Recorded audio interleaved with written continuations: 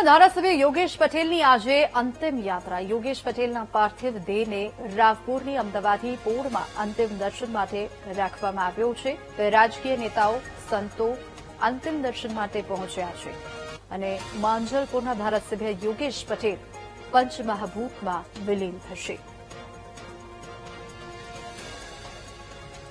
જોકે વડોદરામાં ધારાસભ્ય યોગેશ પટેલની આજે અંતિમ યાત્રા કાઢવામાં આવશે।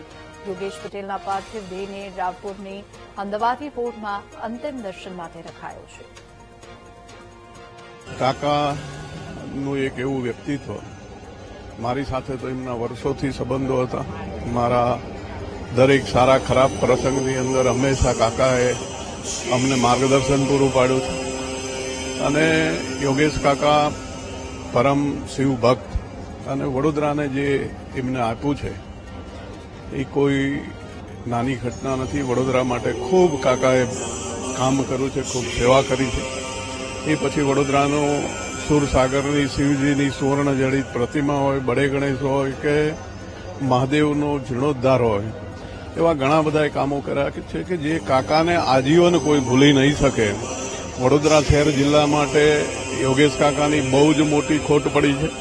યોગેશ કાકા હંમેશા કોઈ પણ કાર્યમાં ક્યાંય પણ અન્યાય થતો હોય તો પોતે બધા એની સાથે રહીને લોકોને ન્યાય અપાવવાનું કામ કર્યું છે। ખૂબ વિકાસના કામો કર્યા છે, એટલે વડોદરા શહેર જિલ્લાને યોગેશ કાકાની ખૂબ મોટી ખોટ પડી છે। માનનીય ધારાસભ્ય શ્રી યોગેશભાઈ પટેલ બ્રહ્મલીન થયા છે, એ નિમિત્તે આજે એમના અંતિમ દર્શનનો લાભ સર્વને પ્રાપ્ત થઈ રહ્યો છે। ગુરુ હરિ મહંત સ્વામી મહારાજની આજ્ઞાથી અટલાદરા મંદિરના અમે સર્વે સંતો આજે એમના અંતિમ દર્શન માટે અને પૂજન માટે ખાસ બધા પધાર્યા છીએ। પ્રમુખ સ્વામી મહારાજ પ્રત્યે એમને અત્યંત અનુરાગ હતો। આ ઉપરાંત પ્રમુખ સ્વામી મહારાજને પણ યોગેશભાઈ પ્રત્યે અત્યંત અનુરાગ હતો। પ્રમુખ સ્વામી મહારાજ તો ઘણીવાર પોતે કહેતા કે યોગેશભાઈ ધોળે લુગડે સાધુ છે, આવું પોતે કહેતા। સર્વેશ્વર મહાદેવની પ્રતિષ્ઠા જ્યારે થઈ એ વખતે પણ યોગેશભાઈએ છે પ્રમુખ સ્વામી મહારાજને બોલાવેલા, પ્રતિષ્ઠાનો લાભ છે પ્રાપ્ત કરાવેલો।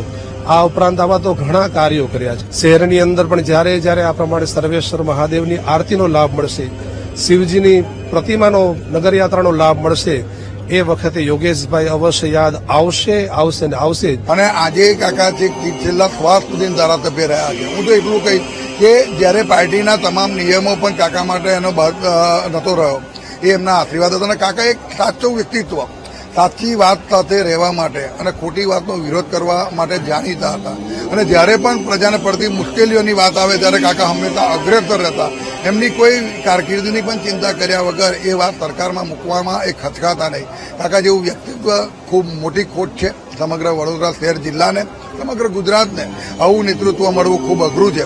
કાકા હર હંમેશ લોકોના દિલમાં રાજ કરતા રહેશે અને કાકા હર હંમેશ શિવજી કી સવારી અને શિવજીની પ્રતિમામાં જે એમને નિમિત્ત બન્યા છે, એના બાપજીએ જે એમને સંકલ્પ લેવડાવ્યો હતો અને એ સંકલ્પ એમને પરિપૂર્ણ કર્યો છે આ ઉંમરમાં પણ, તો એના માટે પણ હર હંમેશ વડોદરા શહેર જિલ્લાના દરેક પ્રજાજનોના દિલમાં રાજ કરતો ને એ અમર રહેશે। સતત 8 ટર્મ સુધી વડોદરા તેમજ ગુજરાતની પ્રજાની સેવા કરીને ધારાસભ્ય તરીકે, પૂર્વ મંત્રી તરીકે જેમનો કાર્યકાળ આજે પણ અને કાયમ માટે પ્રજા યાદ રાખવાની છે એવા યોગેશભાઈ પટેલ, એમના અવસાનના કારણે એમનીથી ખાલી પડેલી આ જગ્યાની ખોટ ક્યારેય પૂરાય તેવી નથી। પ્રજા સાથે કેવી રીતે જોડાવું, લોકોના હૃદયમાં કેવી રીતે સ્થાન મેળવવું, એક સ્પષ્ટ વક્તા તરીકે જ્યારે પણ આવશ્યકતા પડી ત્યારે સરકારની સામે પણ પોતે અવાજ બુલંદ રીતે રજૂ કરીને એક લીડર, નેતા તરીકેની છબી યોગેશભાઈએ જાહેર જીવનમાં ઊભી કરી છે।